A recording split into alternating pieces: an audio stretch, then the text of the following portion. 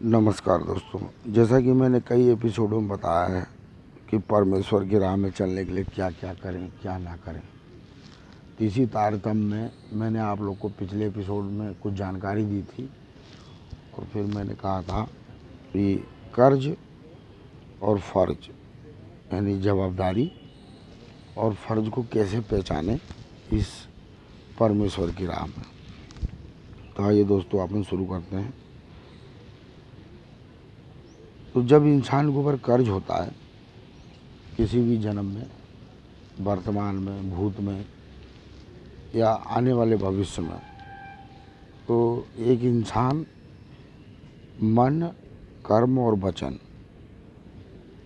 3 प्रकार से अपने कर्जे चुकाता भी है और इसी 3 प्रकार से करके भी आता है।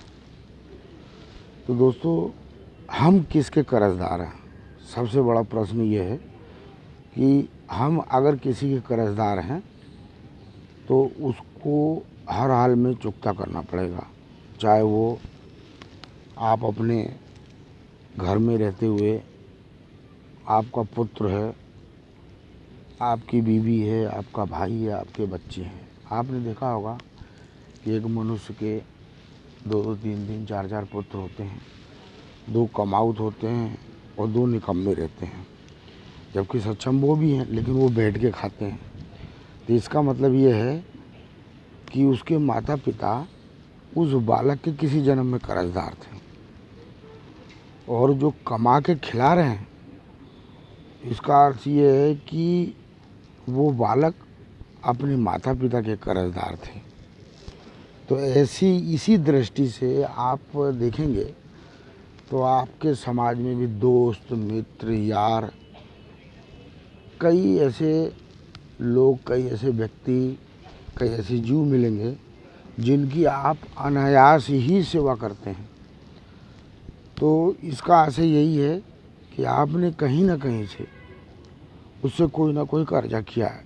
जब आपके मन में वो उतरा और आपने उसकी सेवा चालू कर दी, उसी प्रकार आपने देखा होगा कि अनायास ही कोई ना कोई आपको भी, अगर आपका कर्जा किसी के ऊपर है तो वो व्यक्ति, वो जीव, वो ज़मीन, वो जायदाद, वो पेड़, वो पौधा उस स्थान पे आपको हाजिर करवा लेगा और वो आपकी किसी न किसी प्रकार से सेवा करेगा।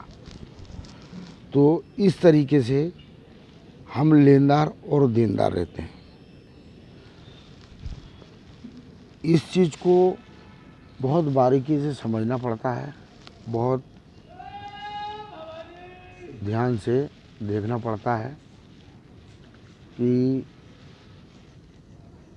किस टाइप का कर्जा है।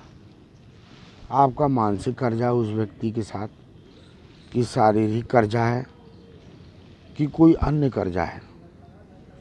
जैसा कर्ज रहेगा वैसा फर्ज उत्पन्न होगा। अगर आपने उसको निभाया तो ठीक है, नहीं निभाया तो आप अपनी डायरी में लिख लें कि आपको, चाहे आप किसी भी योनि में जन्म ले लें या किसी भी योनि में कोई भी कर्म कर लें, वो आपका कर्ज फर्ज हमेशा जो है मेंटेन रहेगा और आपको हर हाल में उसको उतारते रहना पड़ेगा और जिसने आपसे लिया उसको भी उतारना पड़ेगा। तो इसी प्रकार बोल, वचन, कर्म, हर चीज़ का कर्ज होता है। तो इन सब चीज़ों को समझें आप कि जो आपको कुछ दे रहा है निष्काम, तो ये समझ जाना कि वो आपका कर्जदार है। और आप किसी को कुछ दे रहे हो निष्काम, तो आप ये समझ जाना कि आप उसके कर्जदार हैं। इसी प्रकार भाव भक्ति में भी होता है, इसी प्रकार हर चीज़ में होता है। तो ज़्यादा टेंशन नहीं लेने का। अगर कोई आपकी संतान, कोई आपका दोस्त यार या कहीं अनायास किसी न किसी बहाने से आप लोग शिकायत करते हैं देवधामियों में जाकर कि साहब वो लूट लिया, मेरा ये धंधा नहीं चल रहा, वो धंधा नहीं चल रहा है कुछ, तो आपको ये समझना चाहिए और अनायास ही देखना आप कि चलते चलते आपको अचानक रास्ते मिल जाते हैं। तो ये समझ जाना कि मैंने जीवन में किसी को कुछ दिया था, वो मुझे वापस हो गया। तो मेरे हिसाब से दोस्तों आप लोग समझ गए होंगे कि कर्ज और फर्ज के क्या मायने हैं। इसलिए कभी भी कर्ज और फर्ज से भागना नहीं, कोशिश करना कि वो आगे नहीं बढ़े।